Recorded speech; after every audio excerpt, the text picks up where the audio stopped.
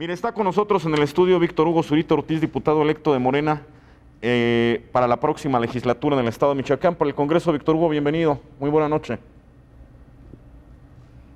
Muchísimas gracias por la invitación. Como se da usted cuenta, él pertenece a la comunidad de sordos en el estado de Michoacán. El nombre del traductor, ¿cuál es tu nombre, amigo? Víctor Mujica. Víctor Mujica, te agradecemos mucho. Es la primera ocasión que habrá en la legislatura un legislador, un diputado con estas condiciones.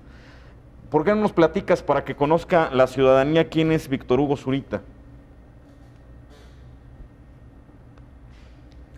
Bueno, claro, con mucho gusto. Bueno, yo soy Víctor Hugo Zurita, un joven, un activista social que lucha por las personas con discapacidad y por los derechos hacia la inclusión de todos nosotros, para beneficio de todo el estado de Michoacán. Veo que tienes muchos reconocimientos. ¿Te ha gustado participar en la vida pública desde chavo, no? Desde muy joven, eres muy joven. ¿Qué edad tienes?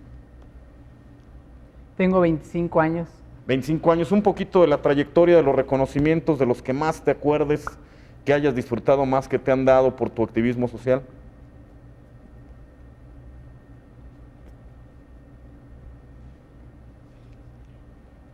Sí, claro. Bueno, yo desde muy pequeño he luchado, he impartido también talleres, conferencias en instituciones gubernamentales y privadas también. Bueno, uno de los reconocimientos y donde he participado más importantes es el que participé en el debate estatal, quedé en segundo lugar. Incluso también participé en el Parlamento Juvenil a nivel nacional. Fui el primer sordo en participar en el Congreso de la Unión.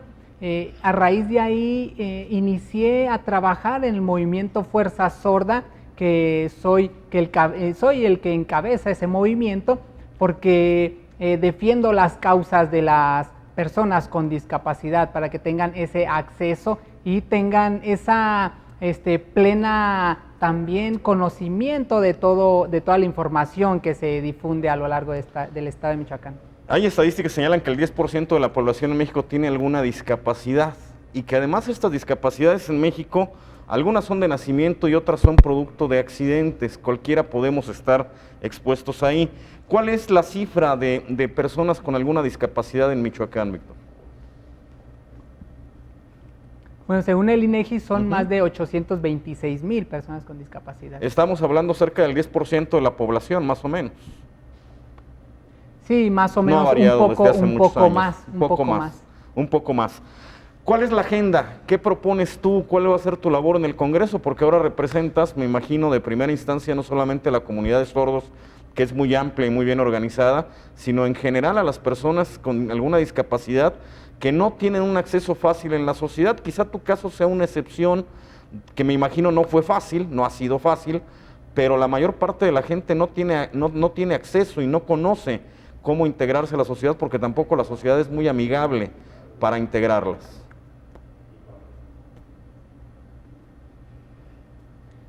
Bueno, mi agenda legislativa básicamente va a contemplar la inclusión de las personas con discapacidad, la inserción de la sociedad, de las familias que cuentan con un integrante de personas con discapacidad. Creo que esto va a ser un movimiento, va a revolucionar para que realmente se disminuya la discriminación hacia las personas con discapacidad. ¿Cuál es la agenda que tienes en puerta? Se lo he preguntado a la mayor parte de los legisladores que nos han acompañado aquí. ¿Cuál será de entrada tu agenda? ¿Qué vas a proponer llegando al Congreso?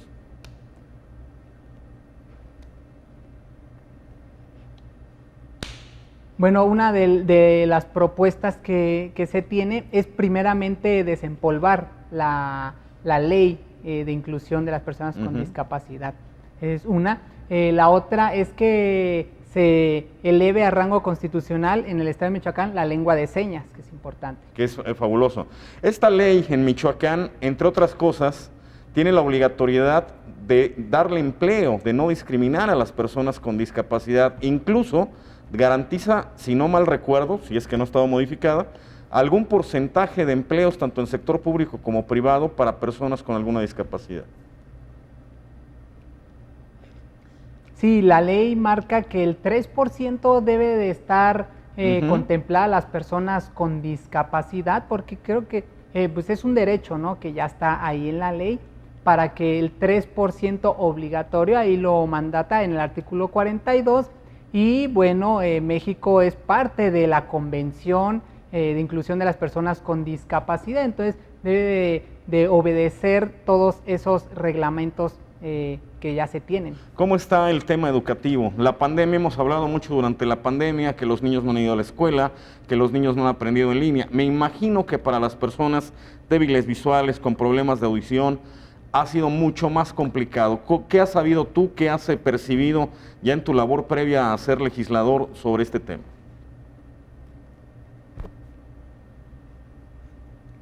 La verdad sí es muy preocupante, porque hace falta información, hace falta conciencia en la sociedad también, porque realmente si de forma presencial es muy escasa la educación, más en línea, porque las personas con discapacidad requieren de distintos materiales, distintas adecuaciones para hacer una educación realmente inclusiva. Entonces, creo que la accesibilidad a la educación es algo fundamental y es un derecho que tenemos todos como personas, ¿no? La problemática, por ejemplo, en las personas sordas, la comunicación, el puente de comunicación es muy diferente, muy distinto, ¿sí? Entonces, comentarte que aquí en el estado de Michoacán hay más de 36,000 personas sordas, y entonces ahí van incluidos también los niños que van a la escuela. Yo creo que sí debe de haber una atención real y una inclusión en ese sentido, tener un buen desarrollo para que las personas con discapacidad se desenvuelvan en el... ¿Equidad o igualdad? Te lo pregunto concretamente en el tema educativo, y si lo quieres subrayar de manera general, pero te lo pregunto en lo educativo, porque igualdad sería pues de llevar a los niños con una discapacidad, por ejemplo la sordera, a una escuela donde van los convencionales. Equidad sería brindar oportunidad de que haya más escuelas especializadas para niños con este tipo de situación. ¿Cuál sería la propuesta? Bueno, la propuesta sería que se trabaje con equidad, porque si hablamos de igualdad, hablamos de términos que, pues, que ya no existen, ¿no? Exacto. Entonces, en la equidad, por ejemplo, citarte un ejemplo, las personas con discapacidad motriz, que haya rampas para que tengan acceso al aula, ¿sí? Las personas visuales que tengan el acceso al salón, a los baños, etcétera. Las personas sordas, que hay intérpretes de lengua de señas para que tengan ese puente de comunicación. Entonces, la atención sería distinta si hablamos de equidad. ¿Cómo vislumbras el panorama en términos políticos? Te lo pregunto más allá de la parte específica que seguramente tú defenderás en tu agenda para mostrar ese tema de inclusión y de equidad. Pero en términos generales, ¿cómo esperas la próxima legislatura? Hablando de manera general.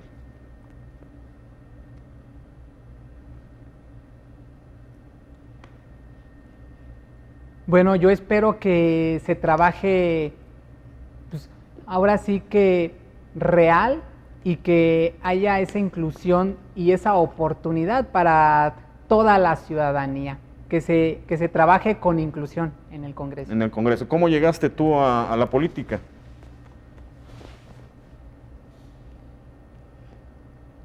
Bueno, comentarte, yo cuando ingresé a la política, bueno, siempre me gustó porque yo sé que desde la política se hacen los cambios reales hacia la sociedad.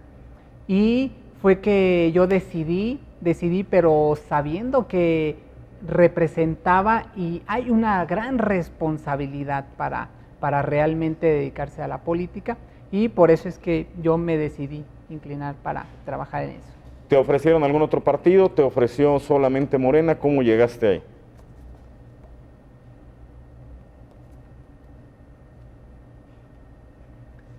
Bueno, a mí realmente siempre me ha gustado desde siempre la izquierda, ¿no? La izquierda, y he observado en nuestro presidente Andrés Manuel López Obrador el que ha luchado por los que menos tiene, por las personas con discapacidad, porque presta atención. Por eso es que yo decidí inclinarme más por el partido Morena, y pues estoy agradecido por las atenciones que he tenido. La lengua de señas como materia optativa en las escuelas, si estamos hablando de una gran cantidad de personas sordas en el estado, podría ser una opción. Hay cursos, hay diplomados, hay especialidades en algunas escuelas públicas y privadas, pero no existe esa masividad.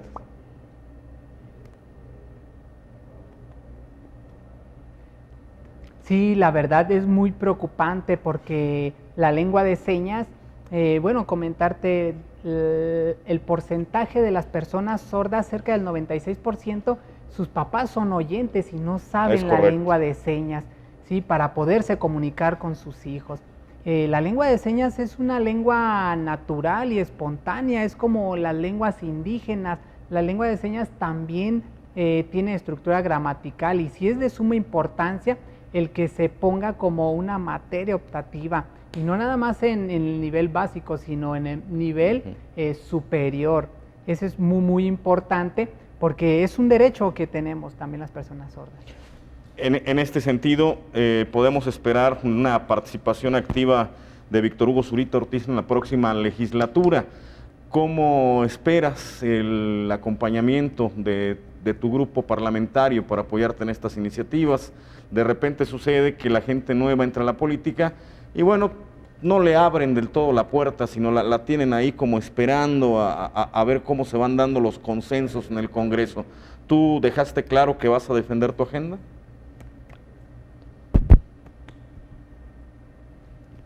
Sí, claro, yo voy a luchar y voy a defender. En ese sentido, yo agradezco pues, al intérprete de lengua de señas, porque es mi puente de comunicación para trabajar. Correcto. Víctor Hugo Ortiz Zurita, muchas gracias, mucho éxito.